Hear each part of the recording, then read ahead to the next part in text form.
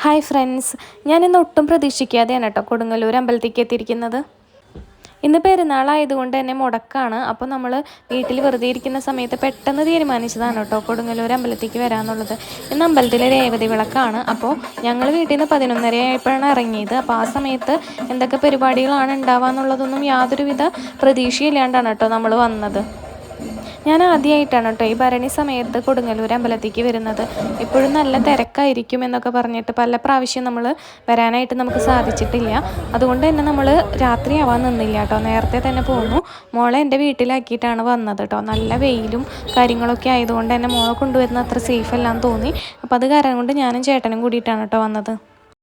ഇനി നമുക്ക് അമ്പലത്തിലെ വിശേഷങ്ങൾ കാണാം കേട്ടോ.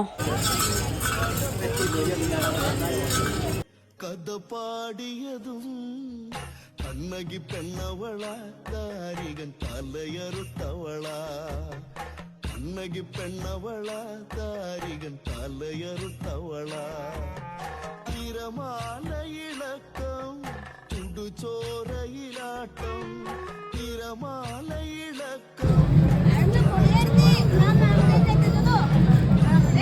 പൊന്നിൻ പാടും കണ്ണാരം പാട്ടും ഇന്നും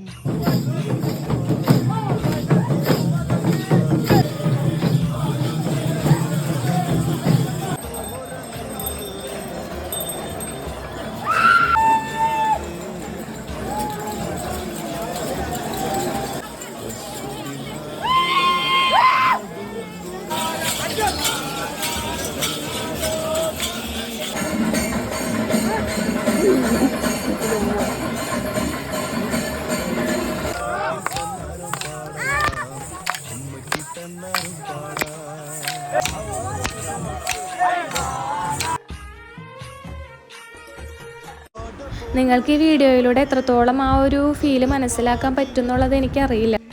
ഇതൊന്നൊന്നുമല്ല കേട്ടോ, ഇത് തുടക്കം മാത്രമേ ആയിട്ടുള്ളൂ. നിങ്ങൾക്ക് വീഡിയോ കാണുമ്പോൾ തന്നെ മനസ്സിലാവും അത്ര തിരക്കോ കാര്യങ്ങളോ ഒന്നും ആയിട്ടില്ല. അപ്പോൾ ഇനിയും ഒരുപാട് ആൾക്കാരുകൾ വരാനിരിക്കുന്നതേ ഉള്ളൂ കേട്ടോ. ഞാനെന്തായാലും നല്ല ഹാപ്പിയാണ് കേട്ടോ. എനിക്കൊരു കാര്യത്തിൽ മാത്രമേ വിഷമമുള്ളൂ. ഇത്രയും വർഷങ്ങൾ ഞാൻ ഇരിങ്ങാലക്കുട താമസിച്ചിട്ട് എനിക്കൊരിക്കൽ പോലും ഇങ്ങോട്ട് വരാൻ തോന്നിയില്ലല്ലോ എന്ന് ആലോചിച്ചൊരു വിഷമം മാത്രമേ ഉള്ളൂ കേട്ടോ. ആ റോഡിൻ്റെ സൈഡിൽ കാണുന്ന ക്യൂ അമ്പലത്തിൻ്റെ ഉള്ളിൽ കയറി തൊഴാനുള്ള ക്യൂ ആണ് കേട്ടോ. അത് കാണുമ്പോൾ തന്നെ നമുക്ക് മനസ്സിലാവും ആൾക്കാർ എത്രത്തോളം എഫേർട്ട് ഇട്ടിട്ടാണ് നമ്മുടെ അമ്മേനെ കാണാൻ വന്നിരിക്കുന്നത് എന്നുള്ളത് കേട്ടോ. തിരക്ക് കൂടി വരികയാണ്. അപ്പോൾ അത് കാരണം നമ്മൾ പതുക്കെ വീട്ടിലേക്ക് തിരിക്കാൻ കേട്ടോ. അതേ കണ്ടില്ലേ, വണ്ടികളൊക്കെ അമ്പലത്തേക്ക് ഉള്ളതാണ്. അപ്പോൾ ഇതുവരെ ഭരണിക്ക് വരാത്തവർ ഇനി വരണമെന്ന് ആഗ്രഹമായിട്ട് നിൽക്കുന്നവരുണ്ടെങ്കിൽ ഒട്ടും വൈകിക്കേണ്ട, അടുത്ത കൊല്ലം തന്നെ പോകുന്നുള്ളൂ കേട്ടോ. നല്ല അടിപൊളി എക്സ്പീരിയൻസ് ആണ്. നമുക്ക് വീണ്ടും കാണാം. അതുവരേക്കും ബൈ ബൈ.